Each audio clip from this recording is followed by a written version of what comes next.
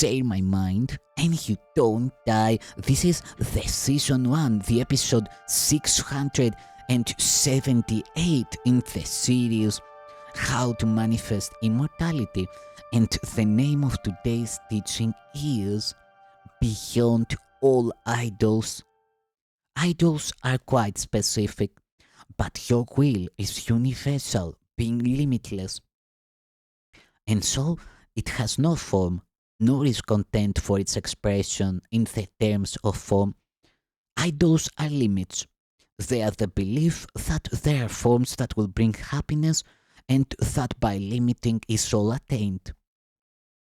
It is as if you said, I have no need of everything, this little thing I want and it will be as everything to me. And this must fail to satisfy because it is your will that everything be yours. Decide for idols and you ask for loss. Decide for truth and everything is yours. It is not form you seek. What form can be a substitute for God the Father's love? What form can take the place of all the love in the divinity of God the Son? What idol can make two of what is one? And can the limitless be limited? You do not want an idol. It is not your will to have one. It will not bestow on you the gift you seek. When you decide upon the form of what you want, you lose the understanding of its purpose. So you see your will within the idol, thus reducing it to a specific form. Yet this could never be your will, because what saves in all creation cannot be content with small ideas and little things. Behind the search for every idol lies the yearning for completion. Wholeness has no form because it is unlimited.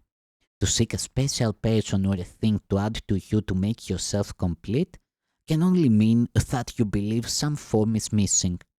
And by finding this, you will achieve completion in a form you like. This is the purpose of an idol, that you will not look beyond it to the source of the belief that you are incomplete. Only if you had sinned could this be so. For sin is the idea you are alone and separated off from what is whole. And thus it would be necessary for the search for wholeness to be made beyond the boundaries of limits on yourself.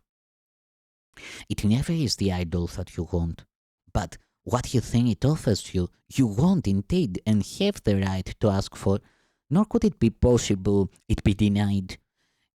Your will to be complete is but God's will, and this is given you by being His.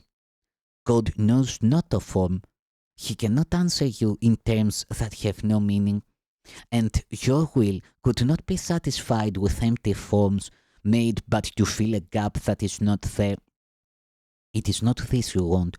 Creation gives no separate person and no separate thing the power to complete the Son of God.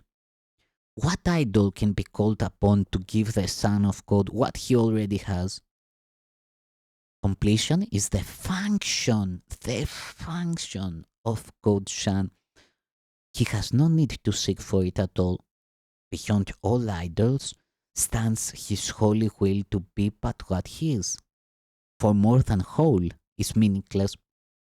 If there were chains in him, if he could be reduced to any form and limited to what is not in him, he would not be as God created him. What idol can he need to be himself? For can he give a part of him away? What is not whole cannot make whole, but what is really asked for cannot be denied. Your will is granted, not in any form that would content you not, but in the whole completely lovely thought God holds of you. Nothing that God knows not exists, and what he knows exists forever changelessly. For thoughts endure as long as does the mind that thought of them, and in the mind of God there is no ending, nor a time in which his thoughts were absent or could suffer change. Thoughts are not born and cannot die. They share the attributes of their creator, nor have they a separate life apart from his. The thoughts you think are in your mind as you are in the mind which thought of you. And so there are no separate parts in what exists within God's mind. It is forever one, eternally united and at peace. Thoughts seem to come and go, yet all this means is that you are sometimes aware of them and sometimes not. An unremembered thought is born again to you when it returns to your awareness. Yet it did not die when you forgot it. It was always there, but you were unaware of it. The thought God holds of you is perfectly unchanged by your forgetting. It will always be exactly as it was before the time when you forgot, and will be just the same when you remember. And it is the same within the interval when you forgot. The thoughts of God are far beyond all change and shine forever. They await not birth, they wait for welcome and remembering. The thought God holds of you is like a star, unchangeable in an eternal sky. So high in heaven is it set that those outside of heaven know not it is there. Yet still and white and lovely will it shine through all eternity. There was no time it was not there, no instant when its light grew dimmer or less perfect ever was. Who knows the Father knows this light, for he is the eternal sky that holds it safe, forever lifted up and anchored sure.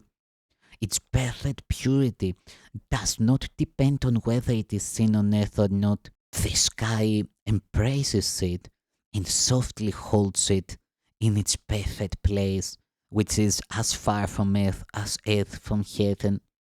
It is not the distance nor the time that keeps this star invisible on earth, but those who seek for idols cannot know the star is there. Beyond all idols is the thought God holds of you, completely unaffected by the turmoil and the terror of the world, the dreams of birth and death that here are dreamed, the myriad of forms that fear can take. Quiet and undisturbed, the thought God holds of you remains exactly as it always was, surrounded by a stillness so complete no sound of battle comes remotely near. It rests in certainty and perfect peace.